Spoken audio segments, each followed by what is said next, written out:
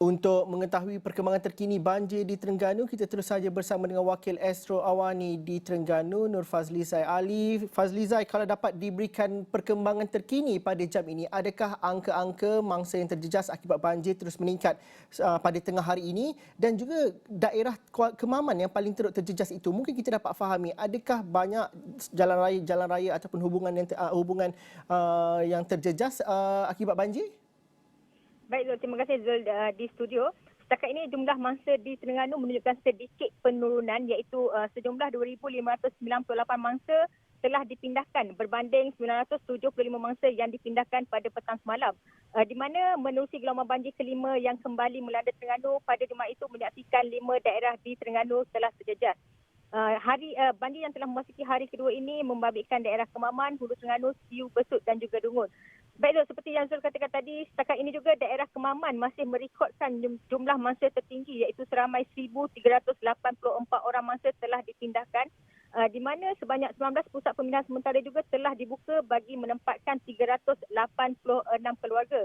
Dan Zul, berdasarkan laporan Sekretariat Jawatankuasa Pengurusan Bercanda Negeri Terengganu, setakat ini sebanyak 59 pusat pemindahan sementara telah diaktifkan bagi menempatkan 752 buah keluarga. Di mana kebanyakan mangsa-mangsa banjir yang berada di 5 daerah ini tidak banyak berubah Zul. Di Dungun pula hanya menunjukkan sedikit penurunan di mana sehingga kini seramai 52 mangsa membabitkan 13 keluarga telah terjejas dan kesemua mereka masih ditempatkan di PPS di 4 PPS di daerah Dungun. Dan ketika ini Zul, hujan lebat masih melanda di kebanyakan daerah di negeri Terengganu menerusi peralihan monsun timur laut ketika ini. Dan ketika ini juga boleh dikatakan kebanyakan kawasan maupun jalan raya di negeri Terengganu ini telah dinaiki air. Dan ketika ini Zul, saya berada di daerah Siu Dungun dan kami cuba untuk memasuki beberapa kawasan kampung di sekitar Ulu Seladang di daerah Siu ini Zul. Bagaimanapun untuk beberapa laluan telah digenangi dan kami tidak boleh sampai masuk ke dalam PPS yang berada di kawasan ini Zul. Begitu juga di daerah Kemaman. Setakat ini kebanyakan kawasan juga ataupun laluan telah dinaiki air Zul.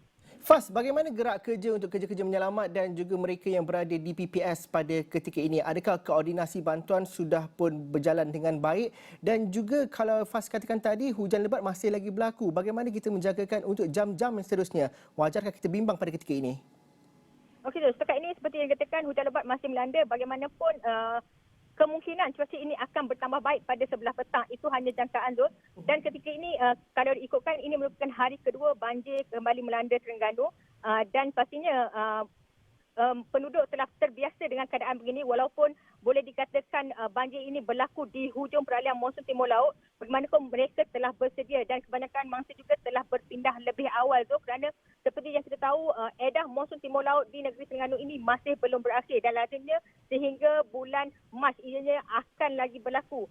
Dan Zul, saya juga sempat melakukan tinjauan di kawasan-kawasan pantai di mana angin kencang dan juga ombak besar masih lagi melanda negeri ini Zul.